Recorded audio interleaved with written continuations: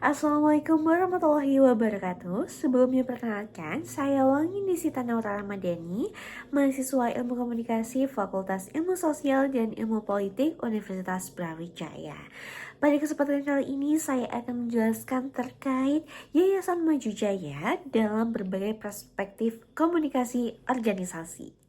Pertama-tama saya akan menjelaskan terkait apa itu Yayasan Maju Jaya. Jadi, Yayasan Maju Jaya adalah sebuah organisasi yang bergerak di bidang pendidikan. Tidak hanya itu, yayasan ini juga memiliki unit pendidikan berupa sekolah menengah atas atau SMA Maju Jaya. Nah, pada tahun 2020-an, sekolah ini tuh mengalami kemajuan yang sangat pesat dan dikenal sebagai lembaga yang sangat unggul, yakni unggul dalam bidang kedisiplinan dan pembinaan karakter yang kuat, kemudian kualitas guru yang tinggi dan profesional, kemudian fasilitasnya yang sangat bagus, kurikulum profesional, dan para alumni yang memiliki keterampilan yang diakui oleh masyarakat dalam dunia kerja.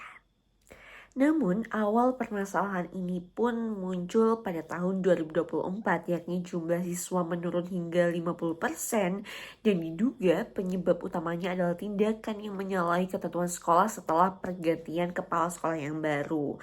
Nah, kepala sekolah baru ini memiliki hubungan kekerabatan dengan pengurus yayasan, sehingga dapat menimbulkan konflik kepentingan. Dampaknya, di sini dapat dilihat pertama yakni cash flow lembaga terganggu, menyebabkan pembayaran gaji karyawan tertunda, operasional sekolah terhambat, dan kebutuhan sekolah tidak terpenuhi. Jika dibiarkan, sekolah berpotensi mengalami kebangkrutan dan penutupan. Oleh karena itu, faktor eksternal yang memperburuk kondisi ini juga muncul banyaknya sekolah baru yang lebih modern dan berkualitas, sehingga orang tua lebih menyekolahkan anaknya di lembaga lain. Dan akhirnya kualitas yayasan sekolah atau Yayasan Maju Jaya ini dapat memiliki saingan seperti itu. Baik, dalam konteks sekolah Maju Jaya, permasalahan utama dari latar belakang yang sudah saya sebutkan tadi berawal dari pergantian kepala sekolah yang memiliki hubungan kekerabatan dengan pengurus yayasan, sehingga menimbulkan konflik kepentingan dan menurunkan efektivitas komunikasi vertikal maupun horizontal. Nah, berdasarkan teori komunikasi organisasi, pola komunikasi dapat dibedakan menjadi dua, yakni komunikasi vertikal dan komunikasi horizontal. Menurut Pace dan Fowles di 2010, keduanya itu berperan penting dalam menjaga efektivitas organisasi agar informasi, instruksi, dan koordinasi itu berjalan dengan baik. Nah, saya akan menjelaskan terlebih dahulu apa itu komunikasi vertikal. Komunikasi vertikal adalah proses penyampaian pesan antara pimpinan atasan dan bawahan dalam suatu organisasi. Arah komunikasinya terbagi menjadi dua, yakni dari atas ke bawah atau downward communication seperti kepala sekolah kepada guru atau staf yang bekerja. Kemudian dari bawah ke atas atau upward communication seperti guru itu menyampaikan laporan kegiatan, keluhan atau ide inovatif kepada kepala sekolah seperti itu. Sehingga relevansi dari permasalahan di Sekolah Maju Jaya sejak kepala sekolah diganti dengan sosok guru baru yang masih memiliki hubungan kekerabatan dengan pengurus yayasan, pola komunikasi vertikal ini menjadi tidak terbuka dan cenderung otoritatif. Berdasarkan hasil dari analisis yang saya sendiri lakukan, ya ini kemungkinan besar kepala sekolah yang baru itu tidak melibatkan guru dalam proses pengambilan keputusan, sehingga kebijakan sekolah itu terasa sepihak. Hal ini menyebabkan guru atau staf lainnya itu menjadi pasif dan kehilangan motivasi untuk memberikan masukan karena saluran komunikasi dari bawah ke atas itu sudah tertutup. Nah, hal ini berdampak pada turunnya semangat kerja, munculnya rasa ketidakadilan, dan hilangnya kepercayaan terhadap manajemen. Seperti itu. Nah, kemudian yang kedua saya akan menjelaskan pola komunikasi horizontal. Komunikasi ini tuh merupakan antar pegawai atau organisasi atau anggota organisasi yang memiliki kedudukan sejajar, misalnya antar guru, antar staf administrasi atau antar bagian dalam sekolah seperti itu. Tujuan komunikasi ini adalah untuk koordinasi, kerjasama dalam tim, dan pertukaran informasi agar kegiatan organisasi itu terjalin secara efisien seperti itu. Kemudian saya akan menjelaskan relevansi dari permasalahan di Sekolah Maju Jaya. Berdasarkan hasil analisis yang saya lakukan menurut komunikasi horizontal ini, komunikasi horizontal dalam kasus Sekolah Maju Jaya ini mulai terganggu oleh konflik internal antara guru yang mendukung kepala sekolah baru dan guru yang menolak adanya kepala sekolah baru dalam perubahan kepemimpinan tersebut. Nah, situasi ini tuh memicu fragmentasi atau perpecahan kelompok kerja. Dan tidak hanya itu, dapat menurunkan kolaborasi dalam kegiatan sekolah dan menimbulkan suasana kerja yang tidak kondusif.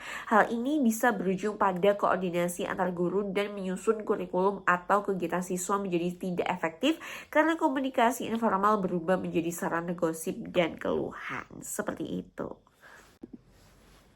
Nah, setelah kita menganalisis pola komunikasi yang terjadi di Sekolah Maju Jaya, saya akan menjelaskan terkait dampak terhadap cash flow dan motivasi berdasarkan teori komunikasi organisasi. Di sisi komunikasi organisasi, cash flow yang terganggu sebenarnya adalah efek domino dari buruknya arus informasi.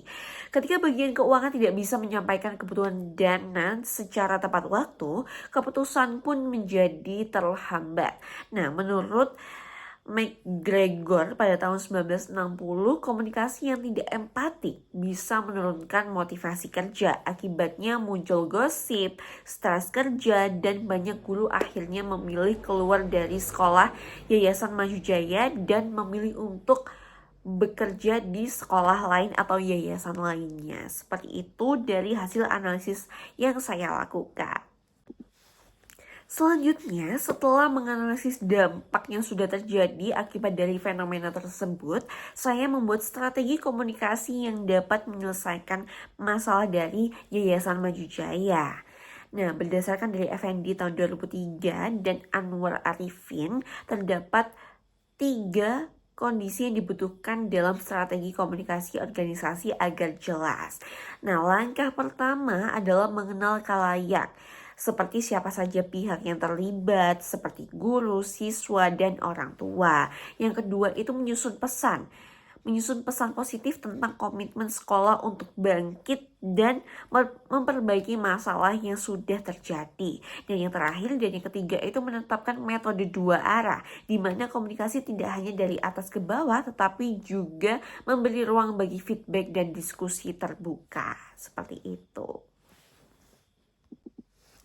Nah, selanjutnya saya juga membuat rencana strategi yang lebih rinci untuk Sekolah Maju Jaya agar dapat memperbaiki reputasi mereka, yakni terdapat 5 poin seperti yang sudah saya tampilkan pada tabel, yakni poin pertama yakni komunikasi efektif. Nah, langkahnya itu seperti rapat rutin yang transparansi. Pelaksananya dapat diketuai oleh kepala sekolah dan untuk tujuannya yakni meningkatkan kepercayaan. Seperti itu. Yang kedua adalah budaya positif yang langkah strategisnya dapat melalui pelatihan dan slogan seperti bersama Maju Jaya. Nah, pelaksanaannya bisa HRD atau pihak HRD dari Sekolah Maju Jaya sendiri. Hasilnya yakni suasana kerja itu menjadi harmonis, tentram, dan menjadi sangat produktif. Seperti itu. Dan poin ketiga yakni komunikasi eksternal atau langkah strategisnya dapat dinaungi yakni newsletter dan forum orang tua yang akan dikoordinasi oleh tim humas dari Yayasan Maju Jaya. Hasilnya yakni citra publik itu kembali meningkat dan Yayasan Maju Jaya dapat mengembalikan citra positifnya kembali seperti itu. Nah, untuk poin yang keempat adalah rebranding digital, yakni melalui konten edukatif yang tersebar di YouTube maupun media sosial lainnya. Dan pelaksanaannya tentu dilaksanakan oleh tim media dari Yayasan Maju Jaya dan hasilnya akan meningkatkan reputasi sekolah dan memulihkan reputasi sekolah seperti itu. Nah, dan yang terakhir tidak kalah pentingnya yakni loyalitas guru. Langkah strategisnya yakni seperti membuat penghargaan atau gathering yang dilaksanakan oleh yayasan. Hasilnya yakni dapat meningkatkan motivasi atau loyalitas naik dari pihak pengajar atau dari pihak guru. Seperti itu. Nah, penghargaan bagi guru ini juga sangat penting untuk meningkatkan loyalitas dan semangat kerjanya. Nah, semua langkah ini diarahkan untuk memulihkan reputasi sekolah agar dapat bangkit kembali. Seperti itu. Baik, kesimpulan yang saya dapat berikan yakni masalah utama dari Sekolah Maju Jaya bukan hanya soal keuangan atau kepemimpinan, tetapi tentang komunikasi organisasi yang tidak berjalan secara efektif. Dengan memperbaiki pola komunikasi, membuka ruang partisipasi dan mengelola reputasi secara digital, saya harap sekolah ini dapat bisa kembali dipercaya dan berprestasi seperti dulu kala. Karena pada akhirnya komunikasi yang terbuka dan empatik adalah kunci utama keberhasilan setiap organisasi. Sekian pemaparan saya mengenai kasus atau fenomena Sekolah Maju Jaya dalam perspektif komunikasi organisasi. Terima kasih sudah menonton, semoga bermanfaat dan menginspirasi. Wassalamualaikum warahmatullahi wabarakatuh.